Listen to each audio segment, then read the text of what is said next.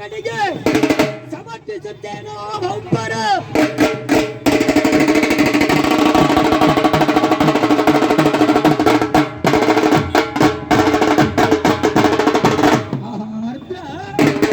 ಬಗ್ಗುವಳ್ಳಿ ಎಂದ ಕ್ಷಣ ಎಲ್ಲರ ಮನದೊಳಗೆ ಆಶ್ಚರ್ಯವಾಗಬಹುದು.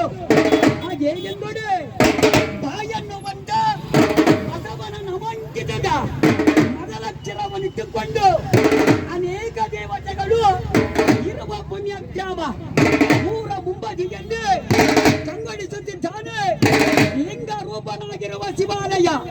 ಆ ಶಿವನನ್ನು ನೆನೆದು ಮುಂದೆ ಕಾಲಿಟ್ಟರೆ ಎಲ್ಲ ಗ್ರಾಮದ ಒಡೆಯ.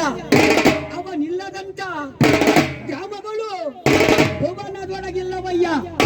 ಅವನ್ ಯಾರೆಂಬುದು ನಿಮಗೆಲ್ಲರಿಗೂ ಗೊತ್ತು.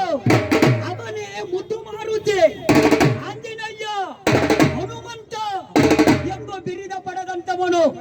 ಅಂತ ಮಾರುತಿಯು ಊರಯ್ಯ ಬಾಗಿಲಲ್ಲಿ ನೆಲೆಗೊಂಡಿದ್ದಾನೆ.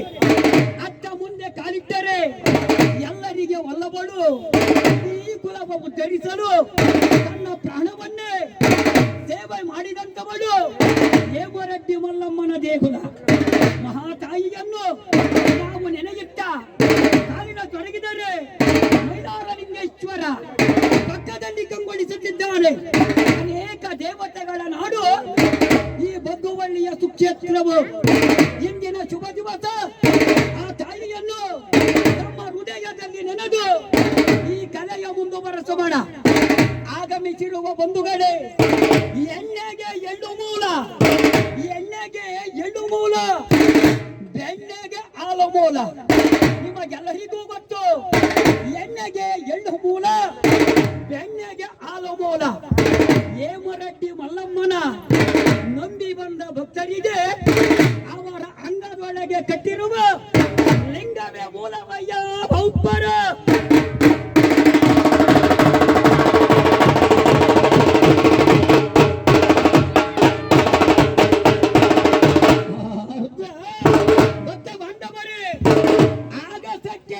ಹಾಕಿದವರಿಲ್ಲ, ಭೂಮಿಯ ತಳಪಾಯ ಕಂಡವರಿಲ್ಲ, ಉರಿಯುತ್ತಿರುವ ಬಿಸಿಲಿಗೆ ಬೆಂಕಿ ಇಟ್ಟವರಿಲ್ಲ. ಅದ್ಯಾವ ಕಾರಣವೋ ಗೊತ್ತಿಲ್ಲ. ಆ ತಾಯಿಯ ಇಚ್ಛೆಯು ಏನು ಎಂಬುದು ಎಲ್ಲರಿಗೂ ಅರಿವಾಗಬಹುದು.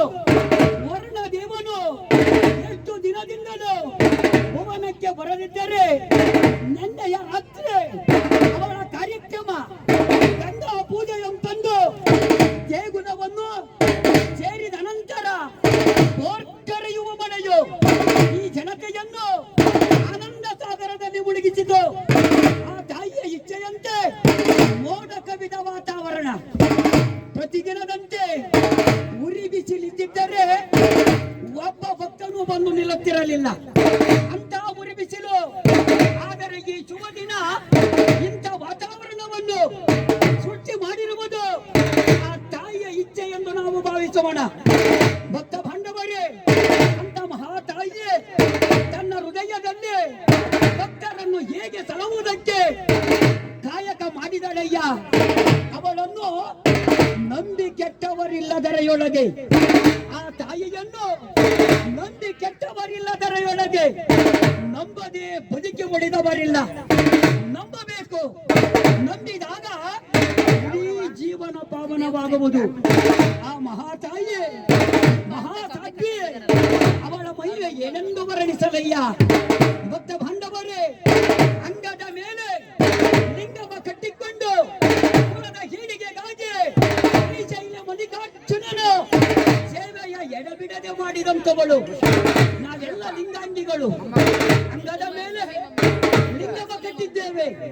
ಎಂತ ಪವಿತ್ರ ಲಿಂಗವು ನಮಗೆ ಸಿಕ್ಕಿರುವುದು. ಲಿಂಗ ಕುಲದೊಳಗೆ ಹುಟ್ಟುವುದೇ ಯಾವುದೋ ಜನ್ಮದ ಪುಣ್ಯ. ಆದರೆ ಈ ಕಲಿಯುಗದೊಳಗೆ ಅನೇಕ ಶರಣರು ಲಿಂಗ ಕುಲದೊಳಗೆ ಹುಟ್ಟಿದ್ದರು. ಕಟ್ಟಿದ ಲಿಂಗವನ್ನು ಮೂಲೆಯೊಳಗೆ ಬಚ್ಚಿಟ್ಟು ಕೆಟ್ಟ ಬೋಬಿಗಳಂತೆ ತಿರುಗುತ್ತೇವೆ. ನೀವು ಲಿಂಗಾಂಗಿಗಳು, ಬೋಬಿಗಳು ಎಂಬುದಕ್ಕೆ ನಿಮ್ಮ ನಿಮ್ಮ ಎದೆಯ ನೀವೇ ಮುಟ್ಟಿ ನೋಡಿಕೊಳ್ಳಿ.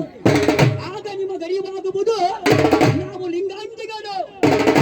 ಧೋಬಿಗಳು ಎಂಬುದು ಕೀಳು ಜಾತಿಯಲ್ಲಿ ಹುಟ್ಟಿದವನು ಲಿಂಗವಂತನಾಗಬಾರದೆ ಎಂದು ಬಯಸುವ ನಾವು ಲಿಂಗ ಕುಲಗಳ ಹುಟ್ಟಿದ್ದರೂ ಏಕೆ ಮಂಗಗಳಾಗುತ್ತಿದ್ದೇವೆ?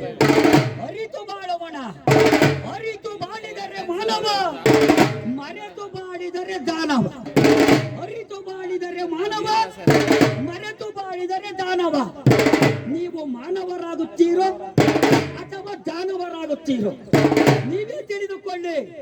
ಭಕ್ತ ಬಾಂಧವರೇ, ಅಂತ ಮಹಾತಾಯಿ ಮಲ್ಲಮ್ಮನನ್ನು ನೆನೆದು ಎಲ್ಲ ಭಕ್ತರಿಗೆ ಶರಣೆಂದು ಈ ನಾಟ್ಯ ಮುಗಿದ ನಂತರ ಲಿಂಗಮಯನಾಗಿ ತೆರೆಗಿಳಿದಂತವನು ಶ್ರೀಶೈಲ ಮಲ್ಲಿಕಾರ್ಜುನ. ಅಂತ ಲಿಂಗವು ತೆರೆಗೆ ಹೇಗೆ ಬಂತು? ಇಡೀ ನಾಡಿನಾದ್ಯಂತ ಯಾವ ಶಿವಾಲಯವ ನೋಡಿದರೂ ಶಿವ ಬರೇ ಲಿಂಗವಾಗಿದ್ದಾನೆ, ನಿಜ ರೂಪವಿಲ್ಲವೇ? ಅಂತ ಲಿಂಗಮಯ ದೇವಾಲಯವು ಪಕ್ಕಳ್ಳಿಯ ಮೂರ ಮುಂಬದಿಯಲ್ಲಿ ಕಂಗೊಳಿಸುತ್ತಿದೆ.